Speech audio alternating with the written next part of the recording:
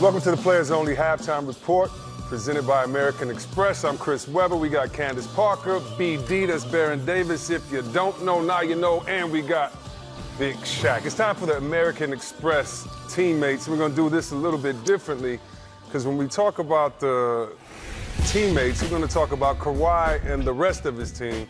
And really not getting that much help tonight when you look at the turnovers on that end.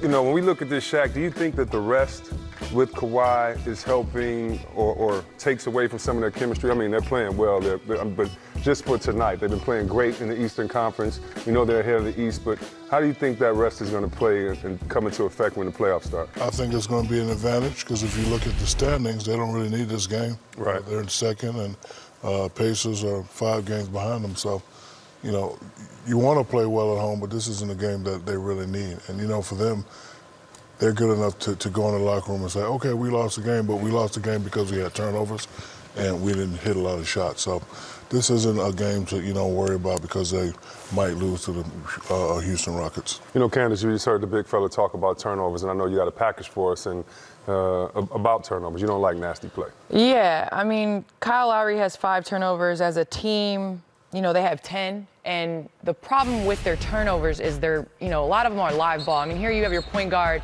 James Harden, coming over and making him turn the ball over. Here you have Siakam, who's used to playing in the open floor, making decisions in the half court. And then again, right here, you have indecisiveness, throwing it to Marc Gasol, flashing, just sloppy. And when you're playing that type of game, it gives the Houston Rockets an opportunity to get into fast break. They have 15 fast break opportunities. But then it also negates your biggest weapon in Siakam because he's 1 for 4 from the field because he's not able to get out and transition on the other end. You know, Baron, they have 19 points off of 10 Toronto turnovers, and you saw some of that play as well, but you kind of like what they've been doing on the defensive end. Yeah, I actually do. I think that, you know, Houston is poised to make a run because they have been playing better from the defensive end.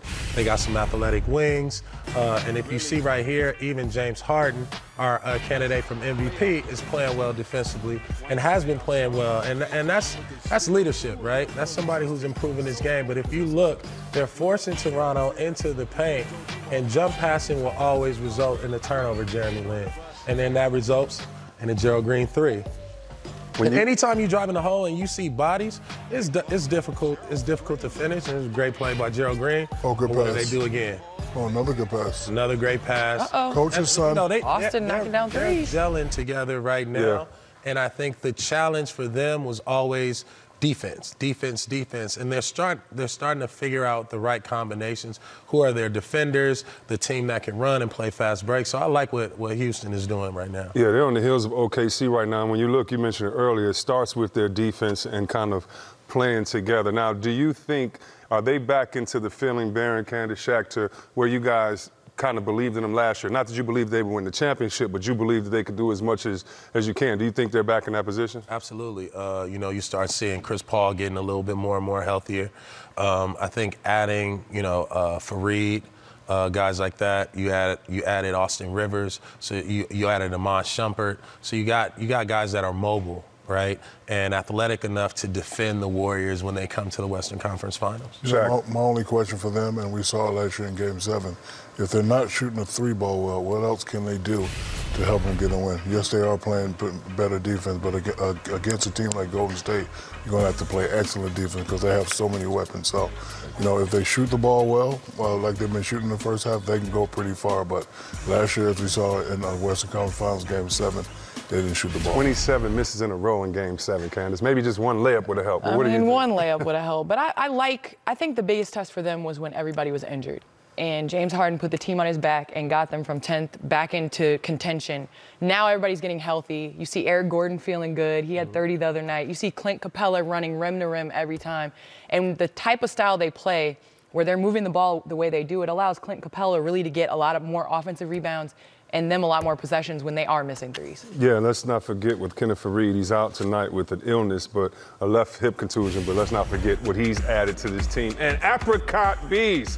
Shaq Stubble looked like he has snow stuck to his face. Uh-oh.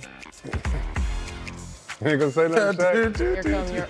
Your the big mama. gray beard. I'll tell you what he's thinking after we come back from the break. Big fuzzy Gray, was he? baby, and all. The big fuzzy was he?